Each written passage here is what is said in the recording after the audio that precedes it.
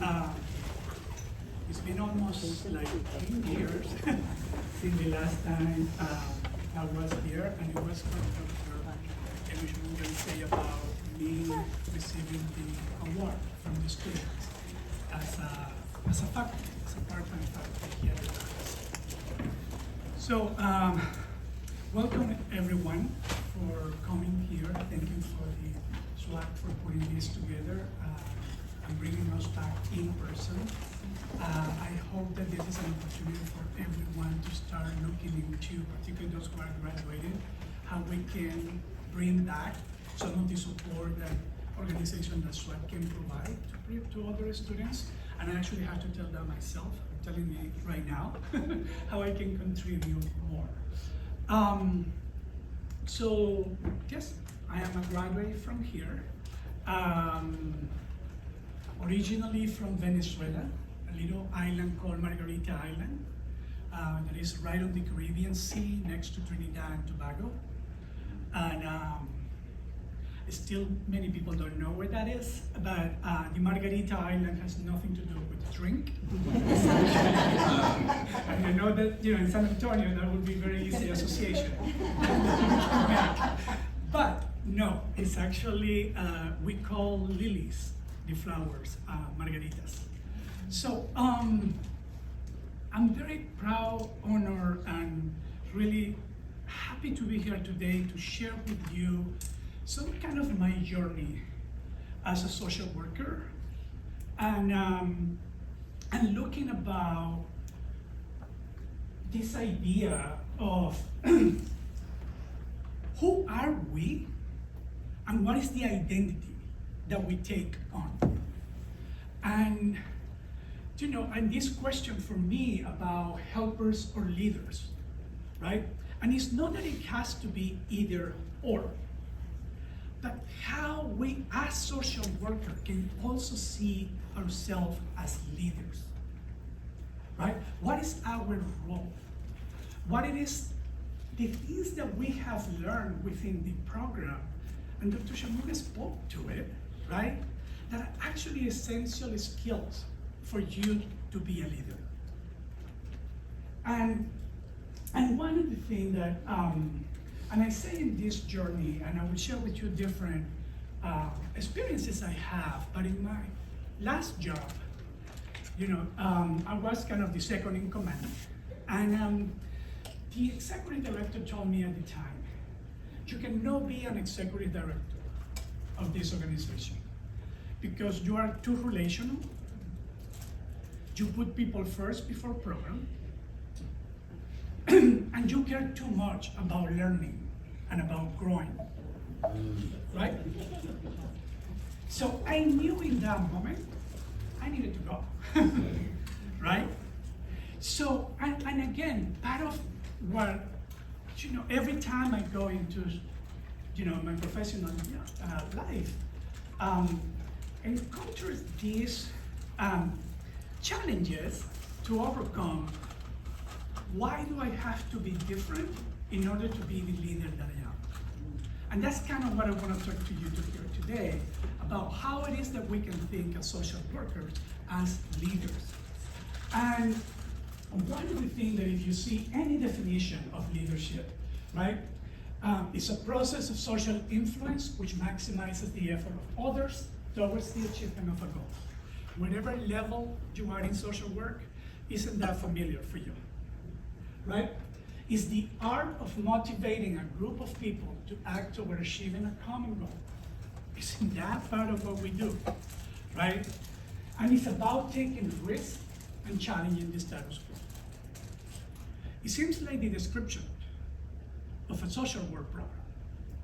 But what is interesting that we see sometimes in social work program description, we don't see the leadership work in it.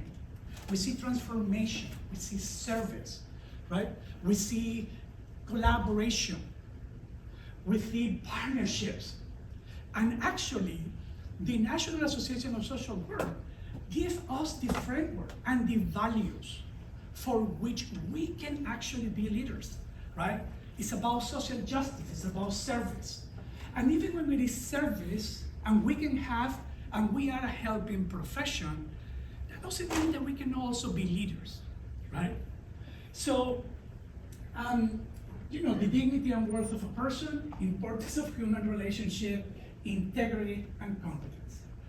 And when that person told me that, I have to go into my own self-reflection and looking at myself and that imposter syndrome that Dr. Shamunga was saying at the beginning, and do a lot of exploration, right? And looking for support to see that there was nothing wrong with me, right? That I can continue to be who I am and continue to be the leader that I want to be. So, and it's not that in social work we don't have leaders, right?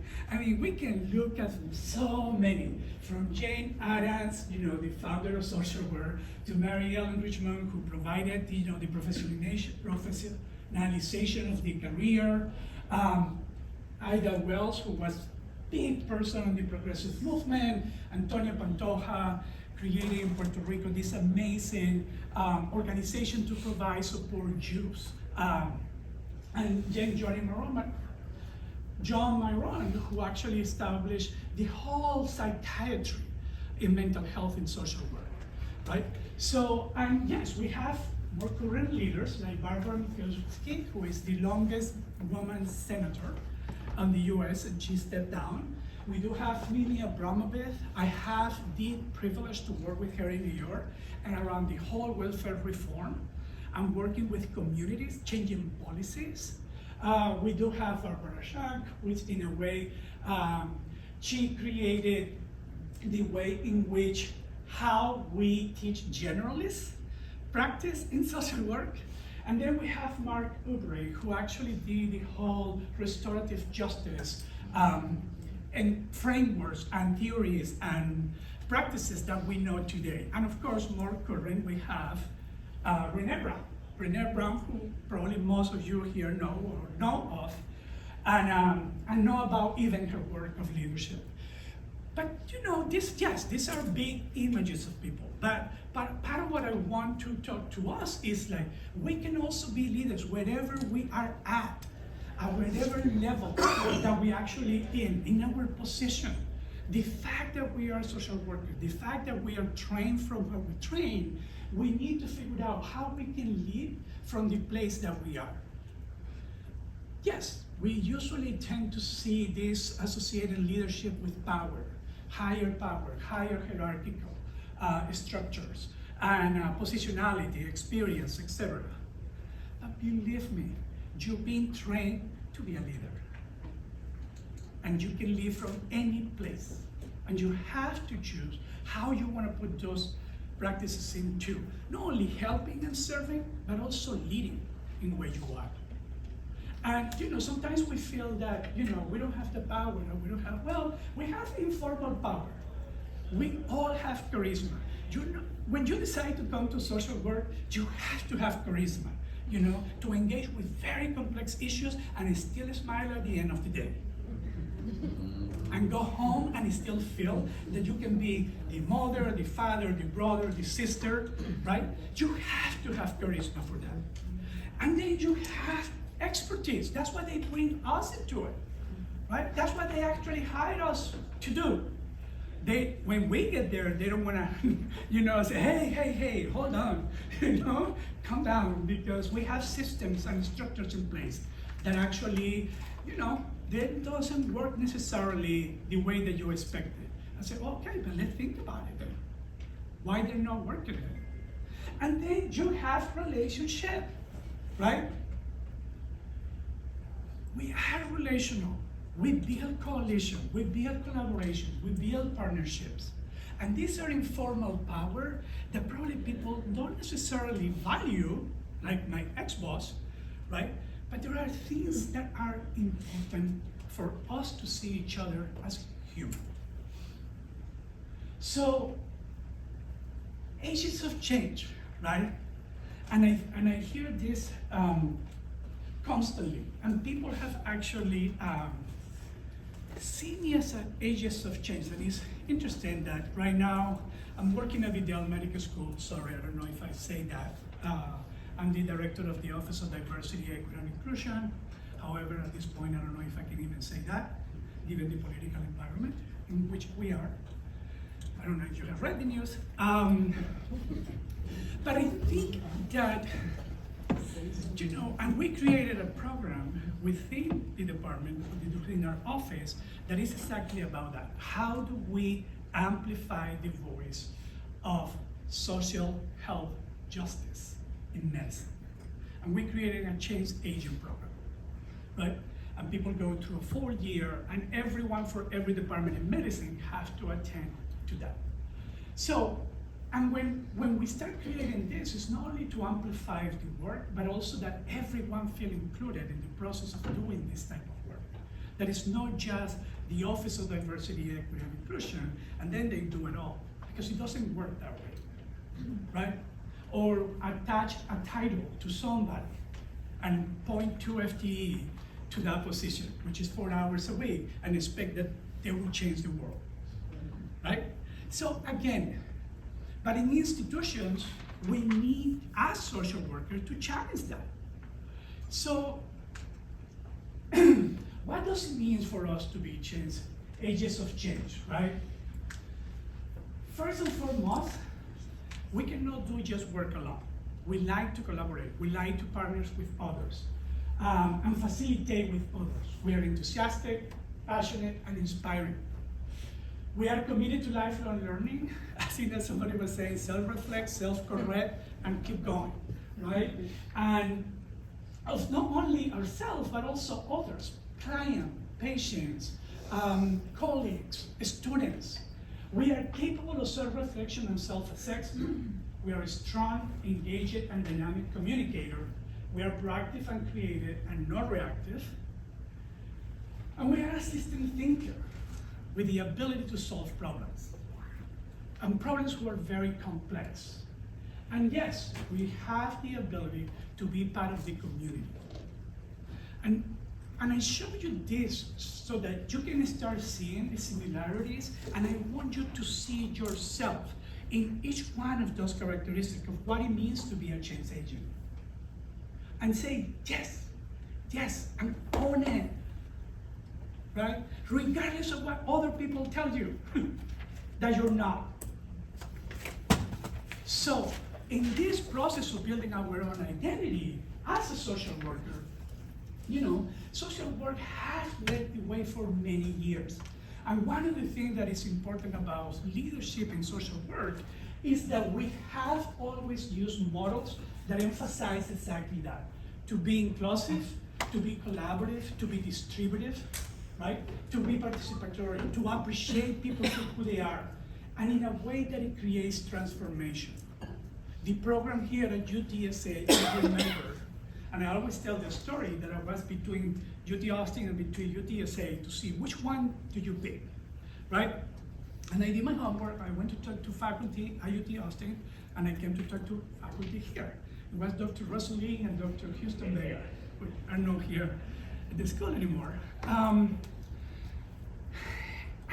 For me, it was an important decision because, yes, the one at UT Austin, it was very clinical oriented, but I was a very macro person.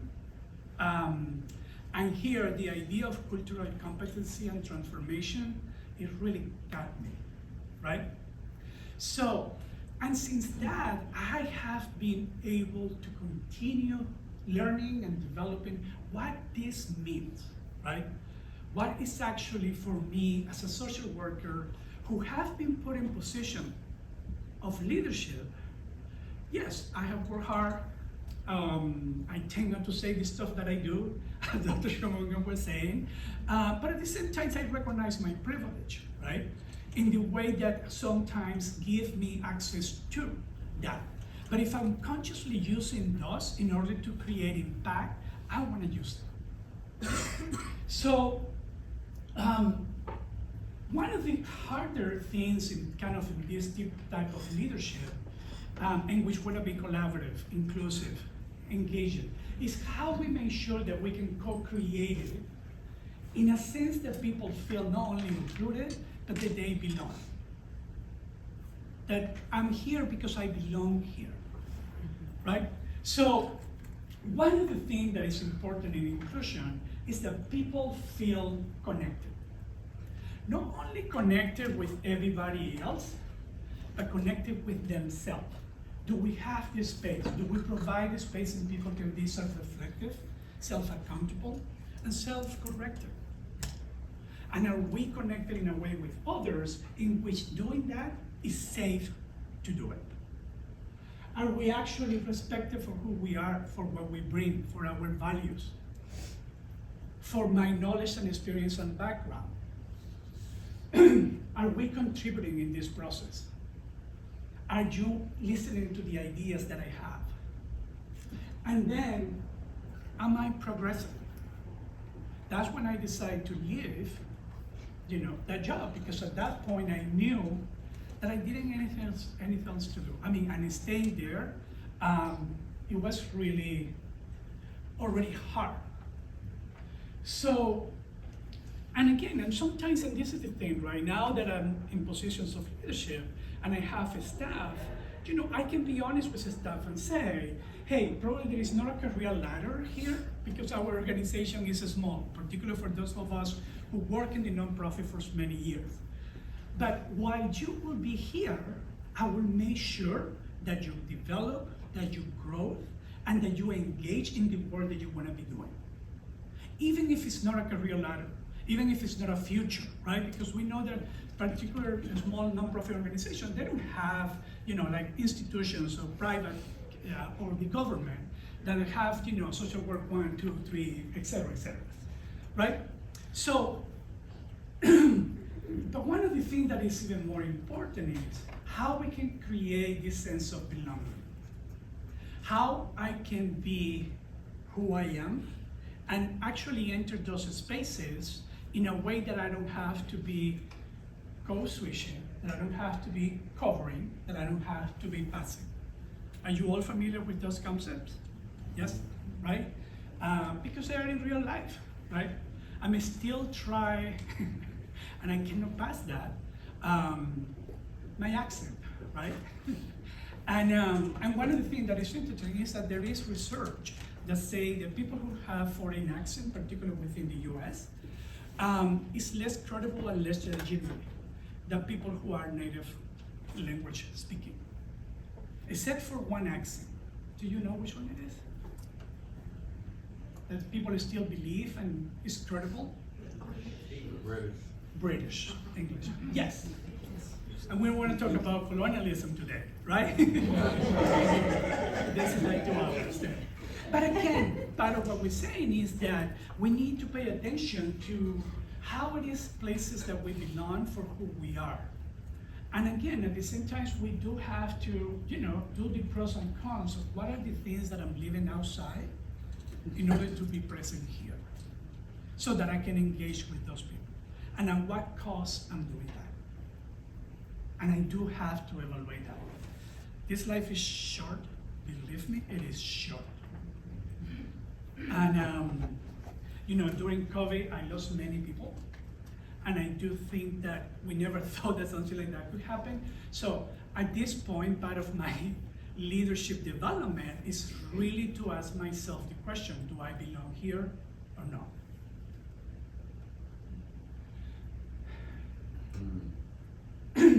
Because in many instances, we experience this kind of exclusionary experiences and situations in which people don't know that they're doing so sometimes, but they're excluding rather than including. And we all do it, right? So, and I think as a social workers, we do need to pay attention to that and be sensitive about this idea of who are we excluding, who we are not including at the moment that we're taking decisions. So I want you to do a little bit of an exercise here right now, okay? I want you to think of an experience that you had in the past in which you felt like this, right? That you were the outsider. Either because people say something, either because people did something or didn't do something, like they didn't invite me to the party, right? Think about it, right? And think about how it felt. And if you would like to share with the person next to you, you can do that. If not, just keep it to yourself. And I know that some people are too far from other people, but think about it. A moment in which you felt excluded, that you weren't part of, how that felt. And what was that experience? So I will give you just 2 minutes to share. So if you want to share it, go get closer. And talk a little bit about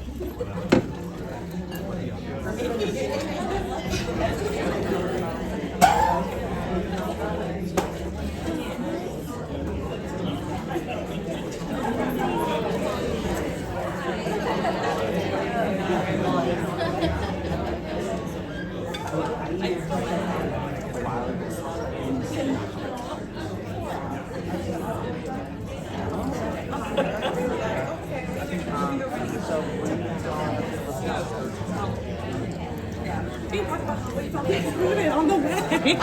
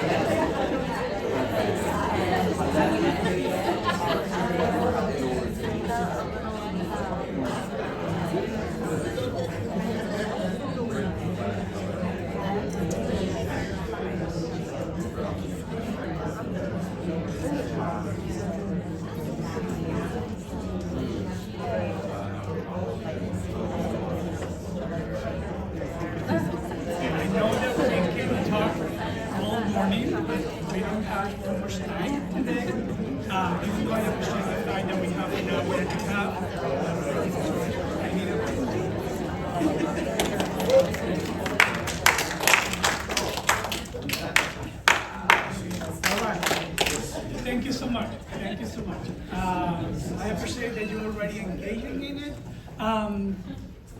So I just think that part of what it is important for us is this feeling, right, of them and me, and how I get an outsider into this process, and what are the experiences, what are the feelings, right, and what do I have to do to overcome in order to engage to that or not, right? Sometimes we feel so tired of this emotional charge that we don't want to engage and we just go, right?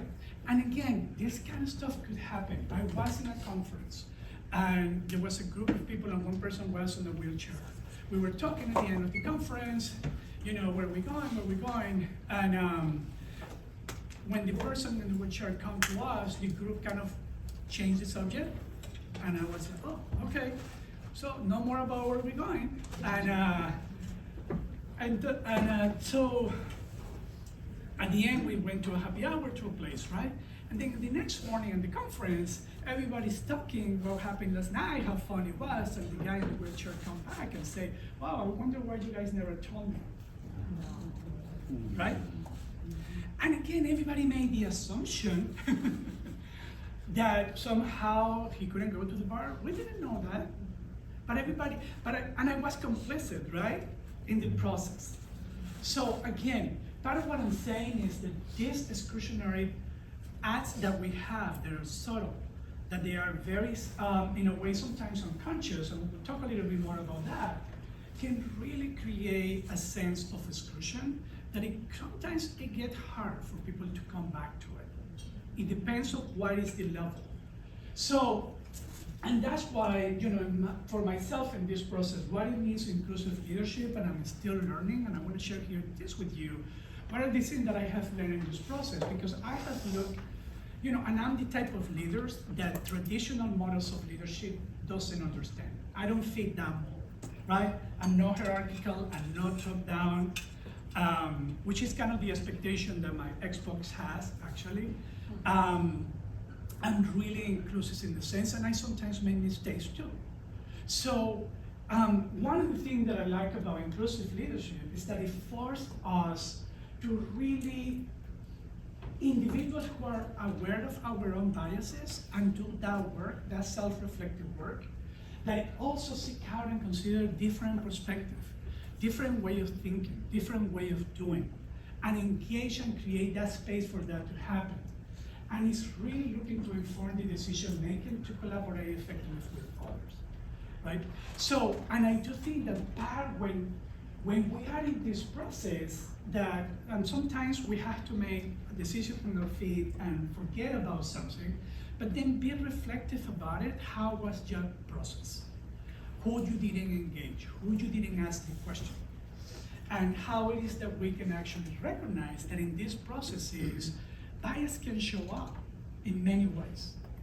So, and I think that inclusion has that, right? It's this degree to which you put a student, an employee, a staff, a faculty, really perceive that he, she, or they is a key member of that work group through experienced treatment that satisfies his, her, or their needs for belongingness and uniqueness. And this is one of the things that inclusive leadership has that other models don't have. So how you as a leader include both in your engagement in the relationship, right? Not only the fact that you can actually feel that people, belong as a group, and what are the things, we are all social workers, or we are all in certain department, right? Or we are all within an affinity group. But we do know in every group that diversity within diversity is something that we always want to find. So also, how do you appreciate the uniqueness of each one of the people who is in that group as well? So it's balancing that and being aware of that. And oh, this doesn't work here. Sorry. That wasn't for that. If you were hungry, that was the idea. And you didn't do breakfast. I don't know why that slide is there. It was part of the presentation. Yes. So, I mean, one of the things that it is important, and I'm doing a lot of work in healthcare team because I do work for a medical school. And one of the things that we have done also is create a Department of Health Social Work within the Dell Medical School as one of the many departments, like surgery, ophthalmology. We do have a Department of Health Social Work, and I'm part of the leadership team of that. And I can tell you how this is really, really important, because we do have in health a hierarchy of profession. And even when we don't want it, we do have it. And that's kind of the challenges that we have had, right? Who has defined our work? Or who is actually from, physicians, nurses, medical assistants, and social workers, right? But one of the things that we have trying to make sure that the Department of Health Social Work is you are leaders. And you are there because of your expertise. Use it. Be aware of. Let's change these narratives that we just helping. Helping is important, service is important, but you also can lead. And right now, there is no a clinic within the UT Health Austin that it doesn't have a social worker. Residents don't want to have their clinical team without a social worker. And we went from 7, at the beginning was just 4 of us, and we hired a director, right? And we have grown 525% in the last 5 years, right? So, but again, part of what we're trying to do is that how we start even sharing with people there what it is that we do, what is our contribution, so that they can understand the value of social work. So, and in a way, part of what you as a leader need to figure out, what is this status of psychological safety in those environments? Sometimes we cannot control those environments because there are different clinics. but we do control the space of the health social work department to be able to support, to talk, to mentor, and to advance. So, part of what it is important as us as inclusive leaders is to really indicate the value of uniqueness. People have unique skills, experiences that they can actually bring to the work. And encouraging that diverse contribution is constantly important. We sometimes are too busy that we forget about this. And it is important to do it. We did a climate survey just to see where people are. And they have 8 domains.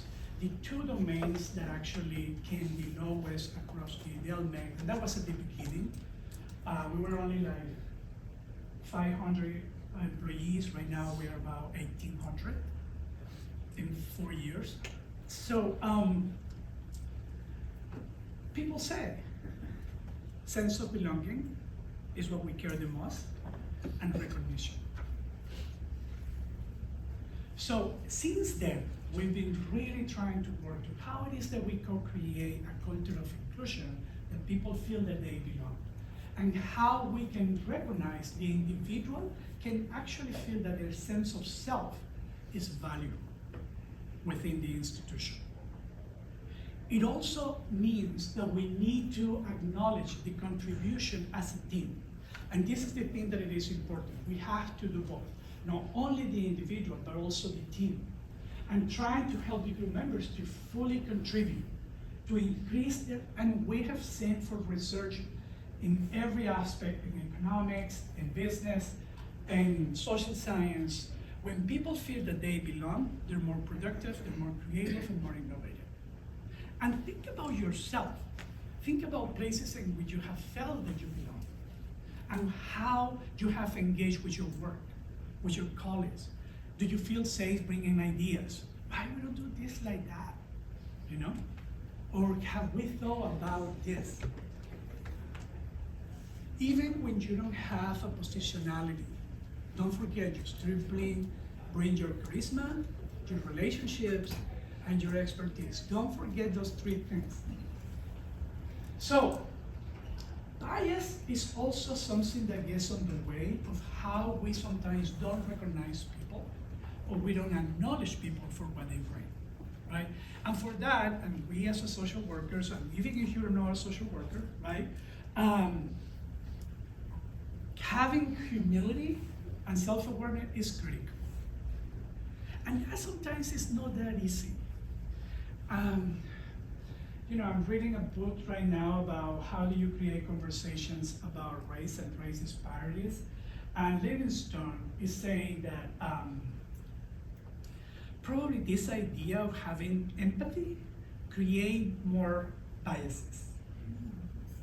And I'm still, you know, struggling with it. Right? I'm still thinking about it and doing research about it. Because when we have empathy, we can tend to take a positionality towards something, right? Just because of the fact that we can be able to see, you know, to be in people's shoes or whatever situation it is. So I'm still not convinced of that, right? And one of the things that we learn is don't take things for face value, continue exploring that. But part of what it is important for us as leaders is to check and acknowledge our own vulnerability to biases, because we are all biased, right? Even when we don't want it to. And then the other thing is the empathy and perspective taking. That is very important because it means understanding others deeply and leaving them feeling heard. And I know that this is basic, almost basic for us, right, as a social workers. And so yes, I'm still in this challenge of what empathy means, and I'm doing more research on empathy to figure out how empathy can bias me. So, and what is bias, right? And probably some of you already have, you know, do a lot of work around your biases. I want to just do a little short intro here. it is an automatic response that our brain has even when you don't want it to have, even when you don't know that you have it, right? Because the moment that you interact, either with people, with places, or situations, our brain immediately responds. And that's when there was the, this one come up. If I say peanut butter, what you actually will say? Jelly, right? This is also very important in the sense of culture. And let me tell you what, 20 plus years ago when I came into this country, if you say peanut butter, I would say, yeah. Right? Never tried before, horrible, it's thick in your mouth. What the hell is this? Why Americans eat this? I love it right now. I actually love a peanut butter jelly sandwich right now. Right? But what I'm saying is that we do make these immediate associations about situation, places, and people in particular that can get in the way of inclusive leadership. Because we already set the tone to who this person is, or who the person's, experience actually is.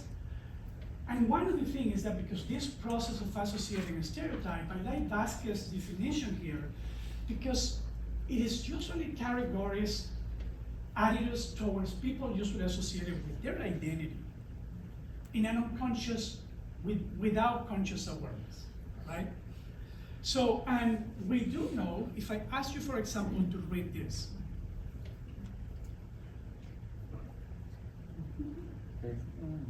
Right? Your brain, you're not telling your brain how to read it. You just read it.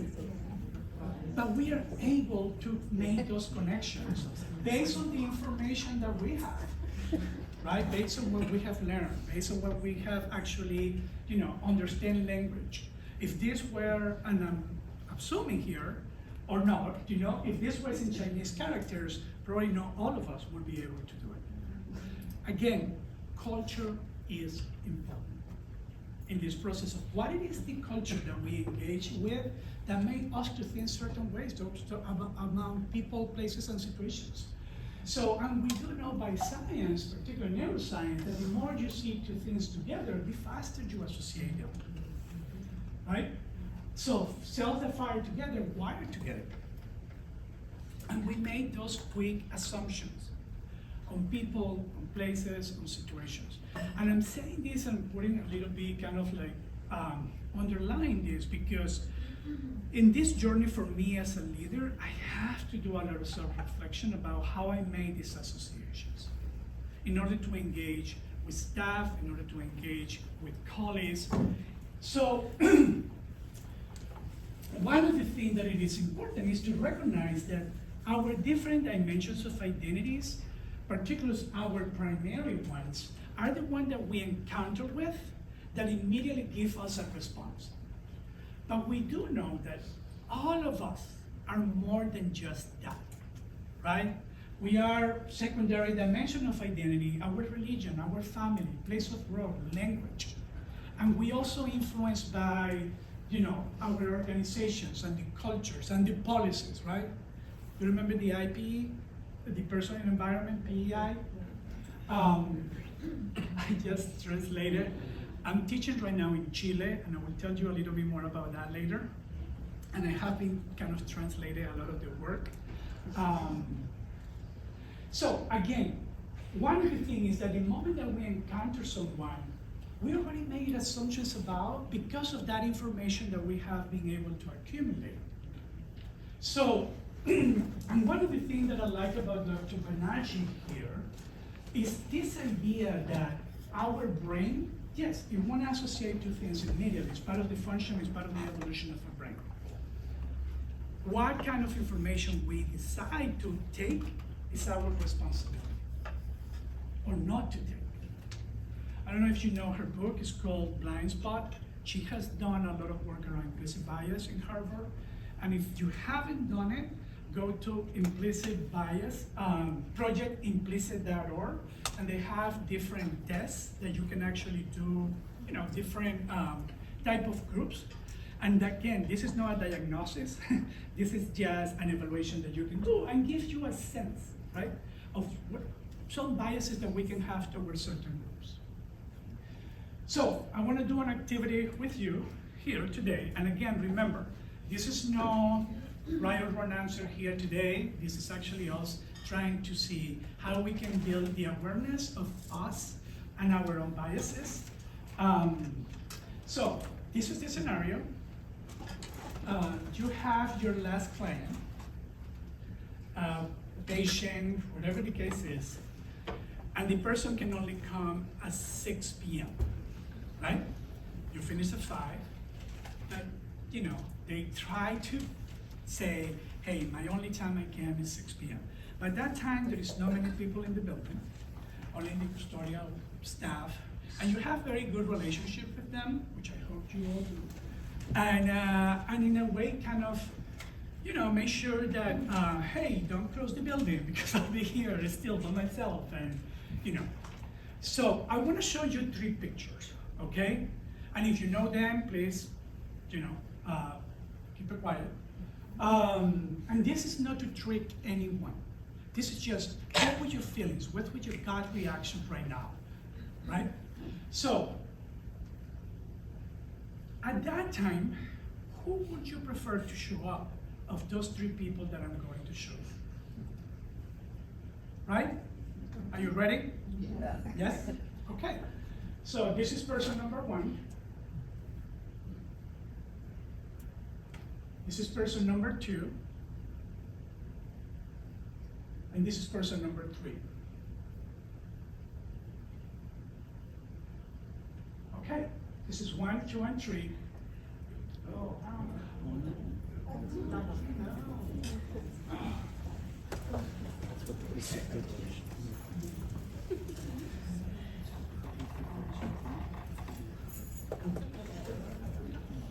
Do I need to escape?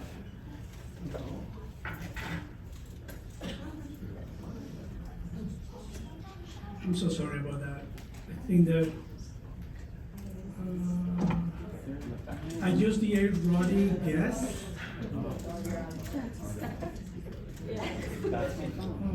Can we drop this?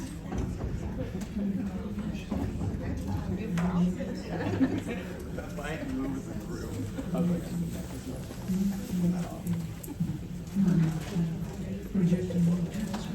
It's okay. It's not. Oh.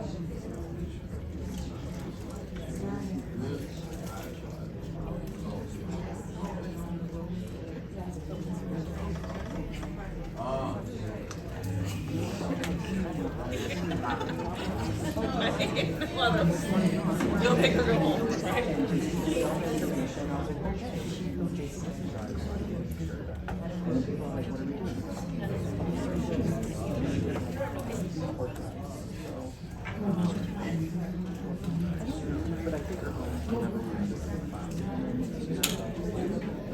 Oh, I was like,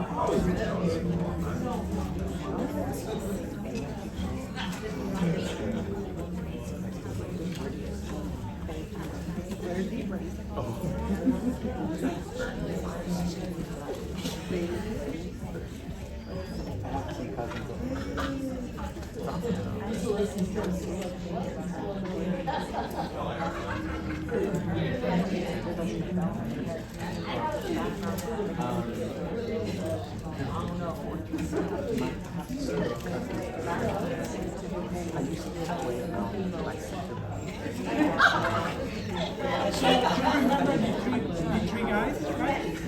Okay. And the cue to go right there. Just who do you want to show up at that time? At 6 p.m. to have your last session of the day.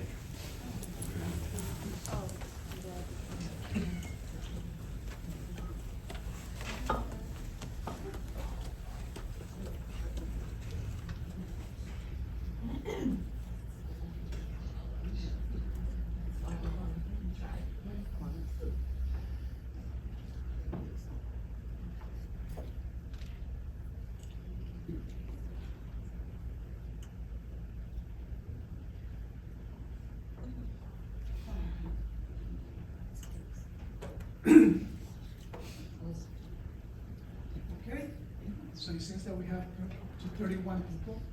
And this is what happens when you do it with social workers. They don't know too much.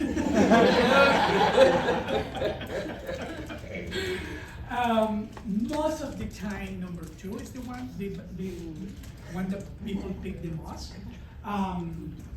But here, people pick person number 3, followed by person number 1, and then person number 2. So again, we have reactions, right? About the moment that I show you those pictures. Let me show you a little bit more about those non-primary dimensions of identities that give us a little bit more sense of who is who, right? But I think part of what is important is for us to check, what is our reasoning? How do we make decisions? Particularly when we're forced to make decisions on the moment, right? About who do we see? Who do we say hello to? Who do we just keep and don't talk and keep walking on that aisle, going to your office? We constantly do that, right? For whatever reason. So John Fetterman, who is person number 1, of course, at this point, he's probably very famous. And one of the beautiful things about him, I don't know if you know this, I was an urban planner before I was a social worker. So I do know his work. And he's a very sweet person. What I like him most right now, he's not only a senator, but he came out with clinical depression and made it actually public, which is really, really important, particularly for us practitioners of mental health. But he's actually more well known and recognized because of his work of redevelopment back in Braddock in Pennsylvania, which is the zip code that you saw in this article. Of course, the person that you choose the least, right, is Chris Watts, and I don't know if you remember him in 2018, that he actually killed his 2 kids and his pregnant wife. And then finally, Dr. Joseph Sinan, who was your second person. He's an obstetrician and gynecologist working in Lake Charles, Louisiana, and he's also an author of the book with other 2 doctors talking about their journey as a medical student in medical school. So let's just reflect for a second, right? What was your reaction? What did you notice? What were your thoughts when you were about to make those decisions? Anybody? I first? Yes, first and keep that. I think with my first reaction, I didn't know who any of them were, Okay. to be honest with you. Okay, good. But, from where I come from, my culture, the number 2 was out right away. The first one, it was like, he looks a little bit angry, aggressive, Probably scary. yeah, and I think maybe because of, I guess it has a lot to do with bias, because of, me being a minority, I went for number 3. That's who I'm comfortable with. Yes. So I just literally got, right when I saw number 2, I was like, no, for sure, I have to pick whoever number 3 is and number 1, and so that's how I did it. Thank you for sharing that. And we do have some bias there too, right? We have kind of a calling group bias, right? We give preference to those who are like us, think like us, and is like us, because it feels more comfortable, right? But what happens when those are actually on the level of leadership? Your circle get very small and look like you, think like you, right? And that's one of the things that we always kind of encourage, particularly big organizations, is you need to look at your leadership and see how diverse it is, right? Anybody else? Yes, you were saying. My first thought was none of them are women. Like, how can I make virtuals? Oh, okay. But then my second thought was, well, this was it. Okay, second, number 2. The I can number 3. Okay, number 3. All right. Yes. Thank you for being honest about it, right? It's here and then there. Yes. So mine was a little different. Okay. Mine was actually based on a little bit of, look like me, but also who needed me. As a social worker, who needed me. Because I work right down the street at Christian Assistance Ministry. So I see all of them every day, no problem. Yes. But my connection is who needs me in that moment. I felt like and it may be bad, I don't know, you don't want to make an There is no assumption. judgment here. Yes. I just didn't feel like number 2 probably needed me the most. It was either gonna be number 1 or number 3. Okay, thank you so much for that. I don't see your names, probably we need to do that next time, that we can see this. Timothy, right? Oh, it's right here. I need my Small glasses. bets. Yes. Thank you for sharing that. I was thinking the same thing as, woman up front, being that they're all men, and it's 6 o'clock and I'm alone. No, yeah, it's like, I don't want to. And that's very important, right? As a reality of how we, as men, we probably don't even think about that. Yeah. You know, it's part of privilege, right? It's part of privilege of us as men. I remember I was teaching here at the UTSA, and I always use that as an example in my classes, right? And students were texting, and I'm kind of an old school guy in a way. Trying to be progressive and modern and all of that, but sometimes I'm old school. And they were texting in class, and I got a little annoyed about it. And I went there and I said, hey, what are you doing? You know, we're in class, what's happening? No, Professor Ortega, we actually just texting each other to know how close we are from each other when we get out. You know, classes were here 6 to 9 p.m. and at 9 p.m. so that they go together in group to the parking lot across, right?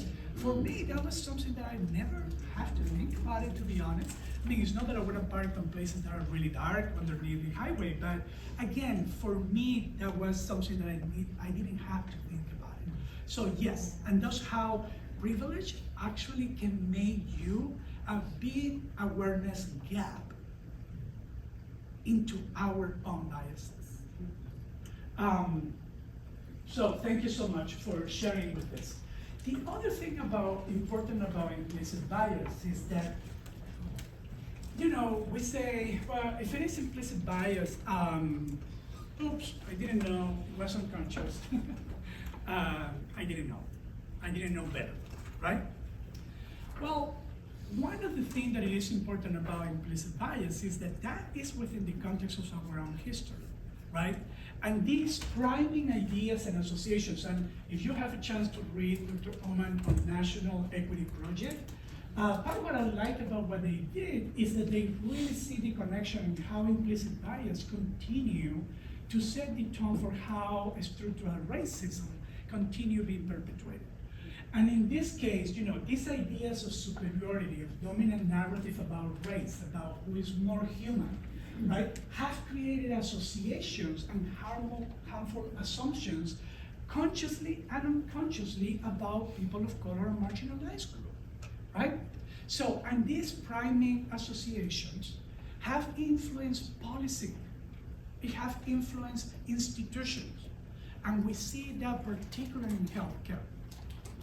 What zip code you live in can tell you about diabetes, high blood pressure, food desert, right? Just for the zip code that you live in. So these kind of inequitable outcomes that we see in these racial disparities, they are real, right? And they can continue if we don't do this work. And we as a social worker, I think that we have a very important place because we are sometimes in these institutions that are the gatekeepers of these policies and these practices. So the thing is that when we are in the water, right, that we actually swimming in, it's hard to know about the water, right? It's like this joke that they say, hey, how is the water today? And the other two fishes say, what water? We live in it. It is in the air. These dominant ways in which structures that we see are present in our institutions, in our society, in our organizations, and in our communities. And I think that part of inclusive leadership, we need to continue thinking about this question of who is the right way to be human, and how historically this has been perpetuating this idea that some people are more valuable than others, or some people are somehow more intelligent or more capable of, right? What is the right way of being professional, right? What is the right way to be a social worker? And I think that has been part of my struggle in this leadership development journey that I have, right? Because people wanna box me, and I cannot get, that's when I get like a little hasty, a little bit, I can start getting upset and frustrated, and I know that out of those emotions is probably not the best time for me to engage in generative learning and growth. But again, part of what it is important is that we need to look about what are these ways in which we communicate either belonging or we communicate exclusion based on those dominant cultural norms that sometimes are part of our everyday life. So what is a culture of belonging, right? What is a culture that we can actually create and everyone feel part of the team, that everyone feel that every aspect here that you do individually is helping us collectively, right? But one of the things that gets in the way is that remember this, right? Inclusion is invisible to those who enjoy it the most. Similar to the example I just given to you about the parking lot. So part of our work is to really go deep into those privilege, right? Or lack of, or awareness gap that we can all have in how do we see the way that we actually see other people. So, and part of what I want to kind of bring today is this idea of how do we create organizations, groups, systems, relationships in which that benefit from what everyone has to contribute as their full self, as their full human, in whatever shape, form, ideas they come, right? And how we can support everyone in growing and learning as their full self. So, even at the moment that story I told you about my ex-boss, right? Sometimes we have to put boundaries, right? And say, this is it. But, here at the medical school that, I went to a small nonprofit organization to a big institution and to a school of medicine that has a whole layer of hierarchy and egos and elitism and all of that, right? How I want to do this work if I want to be a leader that I still include everyone, even if we don't agree with them. Even if we sometimes feel the exclusion in the wrong. So, bless you. And again, one of the ways in which this idea, these dominant cultural norms that we have, and I don't want to go into each one of them necessarily, but it's important for us to know that the longer we swim in it, the more invisible that it becomes. And particularly in the context of the US, we are very future focused, and punctuality on time is something that we are so enough about it, right? And this idea of doing versus being, independence and individualism, being assertive, being direct, being very hierarchical, and the way in which you express. So I want to share with you something that happened with me just coming into this country 20 plus years ago. A social worker was actually interviewing me. And she asked me the question, where do you see yourself in 5 years, right? And of course, imagine I put a face there, what? I'm from the Caribbean. In the Caribbean, not now, but back then, we lived in the present. Let me live today and I can see what tomorrow looks like. But what today, I want to be present, I want to be here, and I want to do the best so that tomorrow is a better day for me. Very different perspective, right? In how do we see this future culture that you have to have everything figured out. And of course, I don't even remember what I answered, but something that I thought that she wanted to hear. Right? Because what I was thinking was, well, if you give me the job right now, I can tell you what I want to be in 5 years. Right? That was my real thing. But I couldn't say that, right? I have to do whatever. I was able to say. But what I'm saying is that sometimes we get caught off in these cultures and we don't realize how much we actually continuing perpetuating them, right? So, part of what it is important for us to recognize is that we swimming in it is part of the dominant culture. And I think that part of what inclusive leadership is trying to look at is what other way of being we can create and co-create cultural norms that are different, right? So that we don't have progress is bigger and more, right? Or overworking. My sister Jack came from Venezuela, from my country. And she's a lawyer and she worked hard and she's a teacher, right? And she said, like, you only work. You really only work. You need, I don't know what, of course, we haven't seen each other for many years.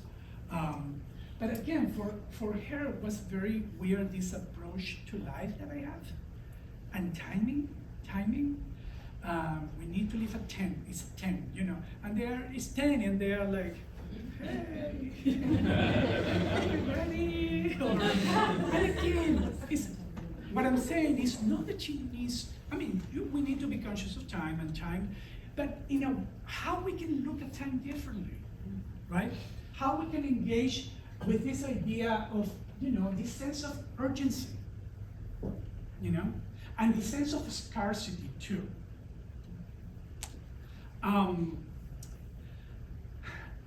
So, one of the things that I want us to think about is that this work. And think about any of these dominant cultures in how something happened here. I think it's the internet again, and it got me.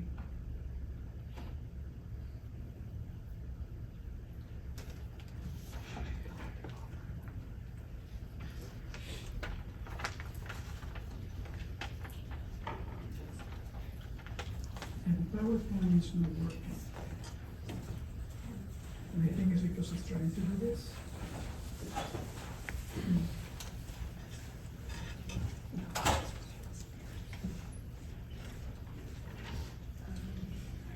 So, while we do that and figure it out, I want you to think about in your place of work, in your organization, or even in your house, right? Think about these dominant cultural norms and how you have experienced them. At least pick one. And think about it. And if you can actually share it with your colleague next to you, that would be great. Go ahead. Do you remember them?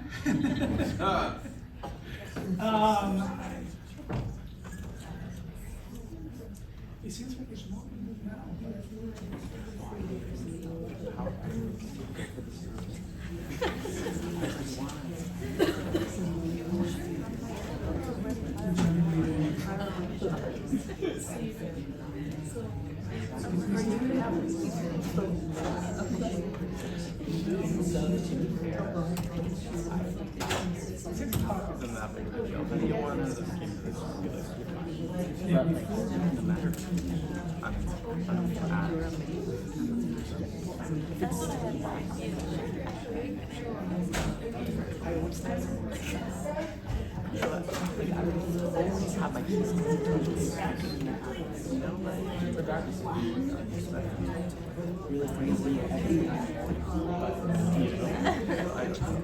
But it's hard because it's like, are you streetwise or traumatized? You know?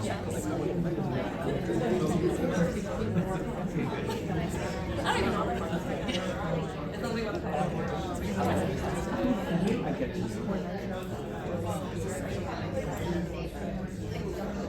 I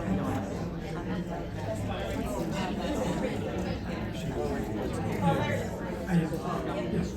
I don't know. Okay, you have it right there. I'm sorry.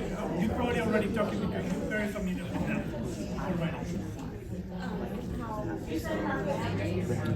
Gotcha. Oh, you said it worked, right? At work. Yeah. At work, in your organization, institution.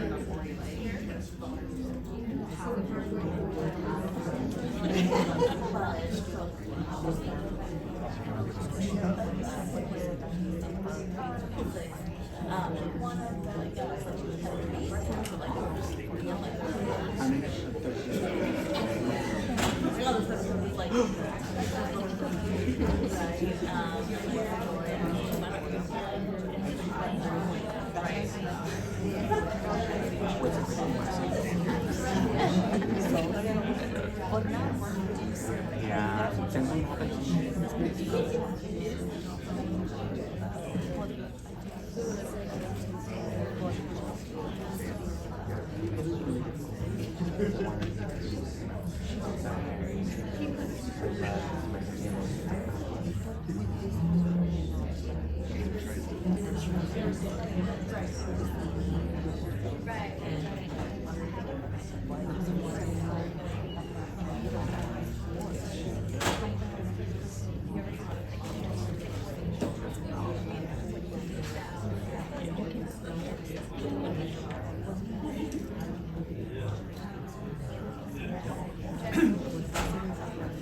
Okay.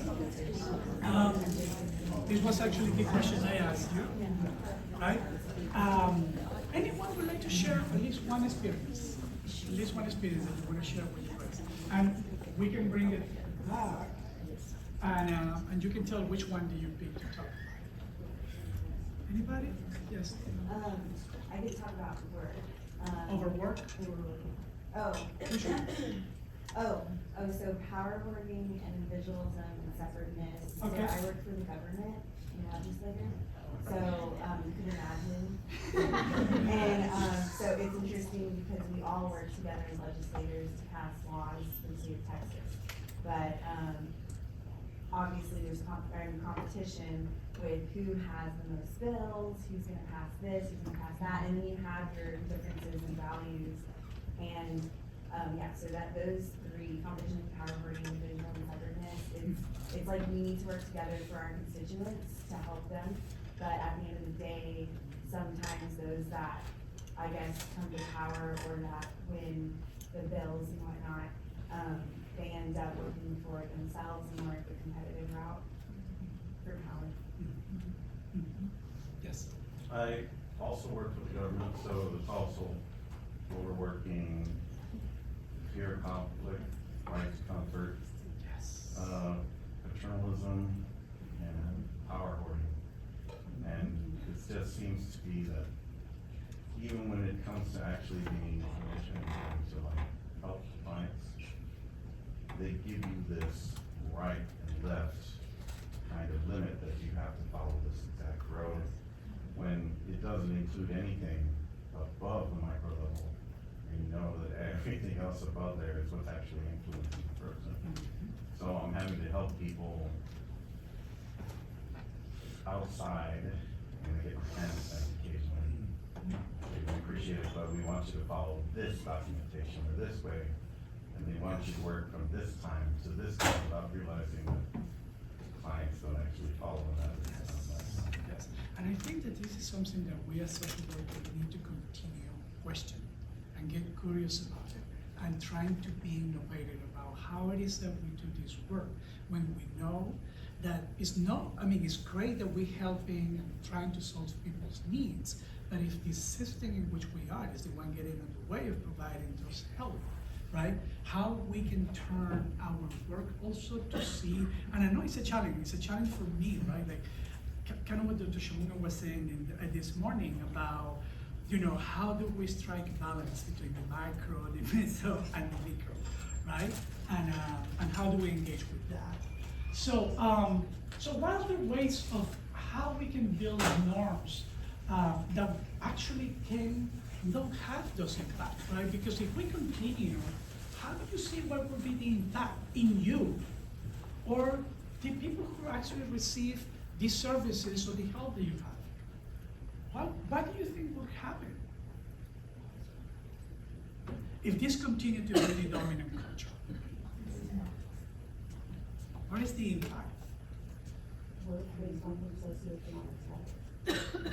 Work? Work based off of socioeconomic status. Yes, So your we're worth more- only is because of your socioeconomic status.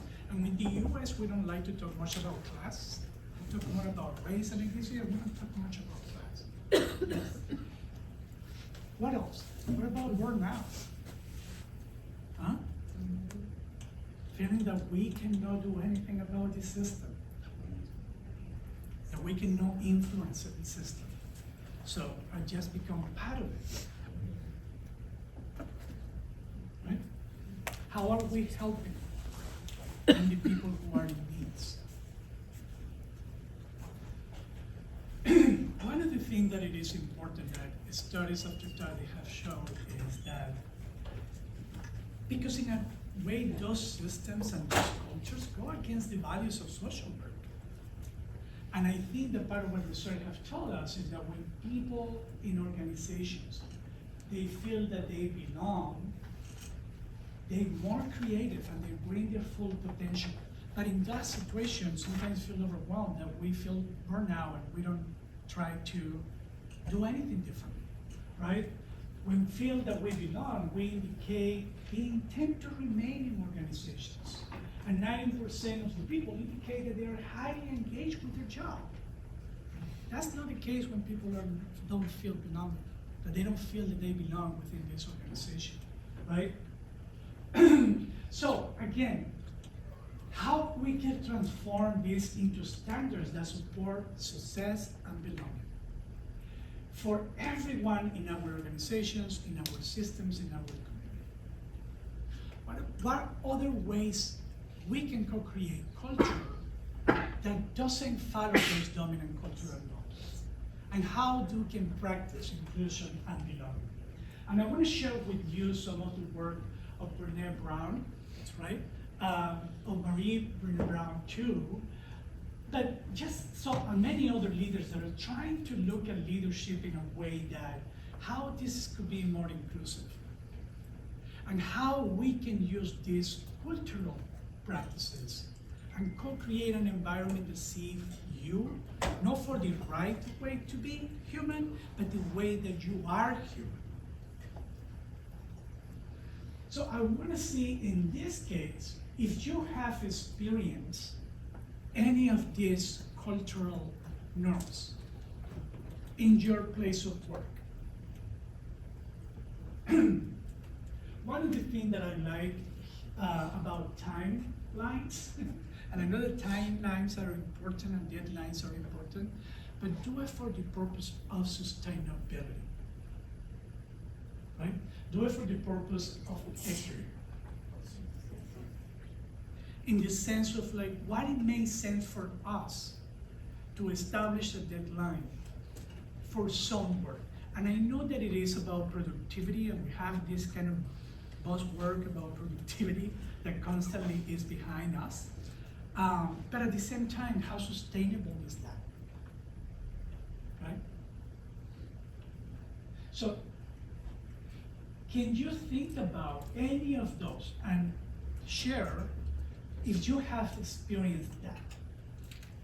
We're sharing system and complexity thinking.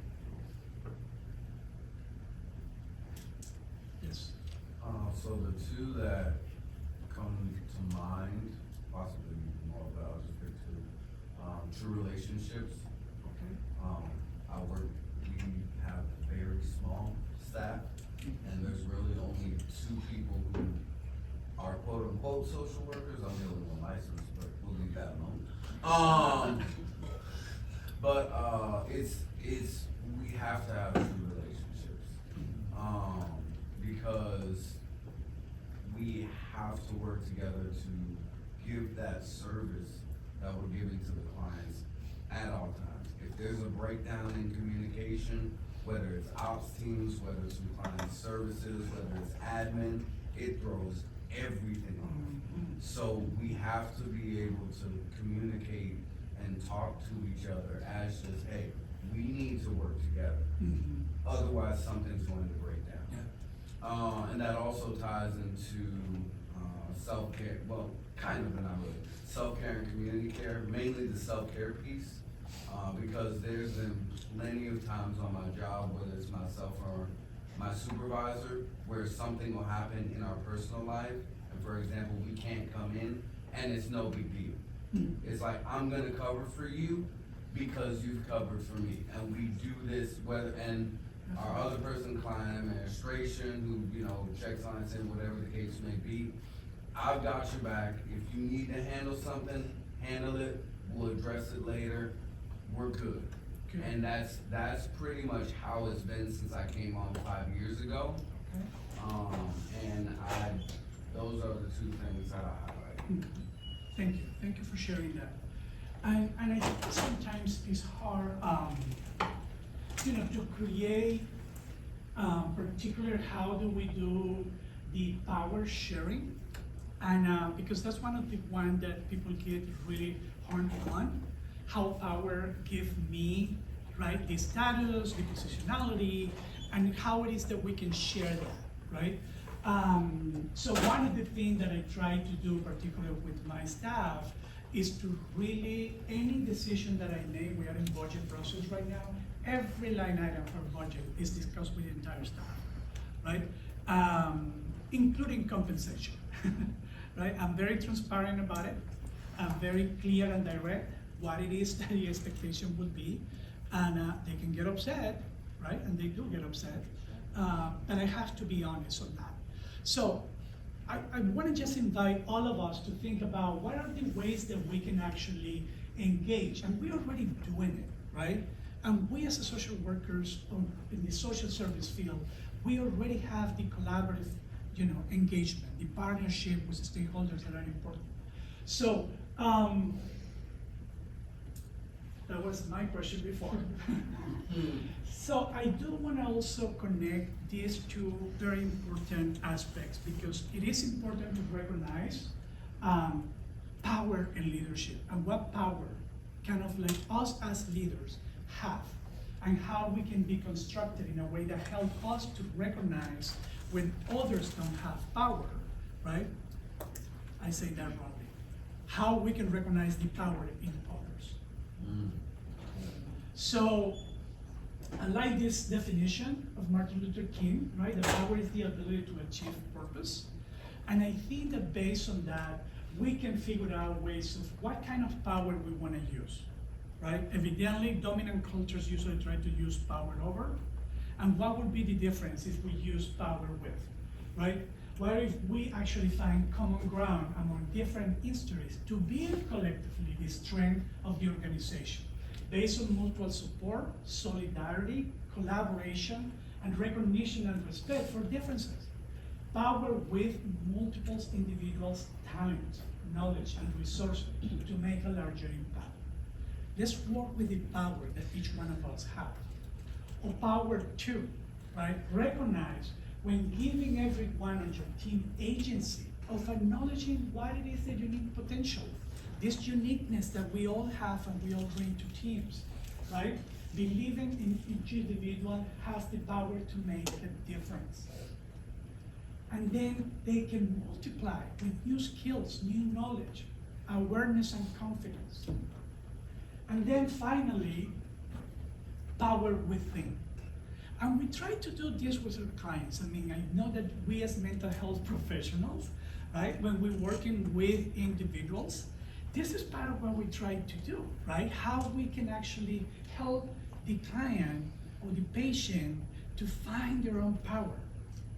So how it is that we can look the ability to recognize, but particularly in organizations, right? We're not doing therapy, but we're actually doing this work. At that level, how we still can recognize others for granting a strong foundation of power with, about what it is that they bring, and their own self-knowledge and experience, right? Operating from a place of power within, we are comfortable challenging assumptions and long-held belief, and pushing against the status quo. So I appreciate when you were saying about how sometimes the status quo is limiting us in how we do the work, but I think that we need to find ways to see how it is that we can talk. What kind of solutions are we thinking about it? Let's get curious. So, and again, I want to bring a little bit this idea of, in terms of models of leadership, of what Adrienne Marie Brown and Brené Brown are helping, as leaders and many others, to engage in this understanding of what it means to be a leader, right? And one of the things is that one of the most powerful things is to really build power with, so that we can collaborate and engage and create this multiple impact that we are looking for. That's what we created in the Change Agent program. We want to amplify the work. Otherwise, we couldn't be doing it by ourselves, right? So giving power with is very effective in how do we engage, how we co-create the culture that we want to create, and then how we use emergence possibility, right? And I will talk a little bit more about that, but how it is that we can create this space in what it is possible that we can create something different. And in the process, we enjoy it. It's joyful, right? And so that we can practice care and collective care. Not just individual care, but also collective care. So, Adrienne Marie Brown, part of what she called the emergent strategy, is based on science of emergence, right? How way of complex systems, because we are dealing with complex systems, right? And patterns arise out of multiplicity of relatively small things that we can actually do. And I want you to think about that. What is small thing? And small is nothing wrong with small. We also have this dichotomy about it, right? That small, it has to be big. Part of the dominant culture, right? Big and bigger. And in Texas, that's kind of like, overstressed. Again, part of what I'm saying is, what about if we do any small things that can have an impact, and then we can continue growing out of that? Let's get curious. Let's start even with the conversations. And then the other piece that I think it is very important is that small is good. In fact, small is all. That's how we can really start doing big things, right? The other thing is that change is constant. So when we actually, and she mentioned it, that it's big like water, right? Water changes color, changes density, changes pH, changes everything. It's constantly doing. So if we want to be agents of change, we have to be that dynamic. We have to constantly engage with all the information, right? And constantly be aware of how it is that we want to continue to create the change. And again, change not only takes time, but remember, what you vision that change could be possible, don't disregard the process of getting there.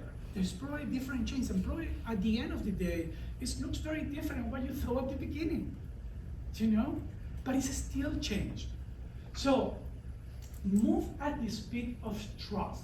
Rather than a deadline, connection is more important than mass in this process. Less breadth and more presence. And this is hard, I've been trying to practice myself.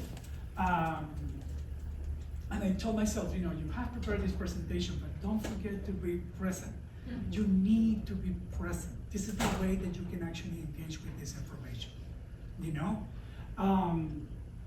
And again, a failure is never a failure. It's actually an opportunity for growth. We are not the mistake. The mistake is an opportunity for learning. And the other piece that even myself in this journey as a leader, as a social work leader, is that I've been criticized for being too emotional, or too emotionally engaged, right, with others. And when Brené Brown came out with this, I said, yes, it is okay if you're vulnerable. It is okay if you're a mess one day. If it is okay even if you cry as a result of a situation that you have. It is okay. Being vulnerable is the only place from which we can be courageous. It's the only place from which we can learn about who we are and how strong we are. So I will quickly talk a little bit about this broaden and build theory of Dr. Fredrickson, because it has helped me in this journey, right? And I have to be able to, and I know that, you know, positive thinking and pop psychology can be a little bit controversial, but at the same time, I think it has helped me to broaden my possibilities, because when I'm in this space of negative emotional being, that's, my brain is not really thinking, it's not open, right? So how can I gain more well-being is to really move with a more expansive and thoughtful approach that can help me get out of the survival mode, or the fighting mode, or the freezing mode, and engage then with information that can help me grow. So I want kind of explain each one of them, but part of what I'm saying is that the measure, the impulse, and the consequences are very important. When the negative emotion, we narrow people's options and ability, how they can deal with the situation. Even if it is as a teacher, if we learn it, right? The moment that you feel negative emotion, you close and you won't be able to learn. So how we can broaden the person's options and ability to deal with the situation. So, just to close here today, I want to just share with you what are these traits of inclusive leader, right? And the first one is you have to be committed to this process. It's hard sometimes, it's difficult sometimes, you want to quit sometimes, but you have to be committed because you know what your purpose is, right? You have to have humility and try to be risk-taking when you engage and be vulnerable. And then your cognizance of development for yourself. Learn about your biases because they can be actually get in the way of you engaging with people. And then bring that curiosity. Ask questions. How it is that we can look at this differently. And then have cultural intelligence. They call it cultural intelligence, I call it cultural competency, and we know all the debate about cultural competency. I still defend cultural competency. You just know competent. Nobody is competent, right? Until you learn something new in culture, in particular, because it's so changing and so dynamic that we constantly learn. So, but it gives us a different posture in how do we engage with people who are different than us, even when we disagree with. And then collaborate. So, I want to just, share Dr. Dallas Parks. She's a professor at Harvard in the Center for Common Grounds for Leadership. And she said, when those who practice leadership for equity must confront, disappoint, and dismantle. And at the same time, we energize, we inspire, and we empower. So I want to tell us, let's continue striking this balance of the micro and the macro so that we continue changing the field of social work. And I want to say that even though it seems sometimes small successes can actually bring big impact. And I like this idea. It has helped me, right, that I need to change this system. Well, what about if you do something small that eventually will change the system?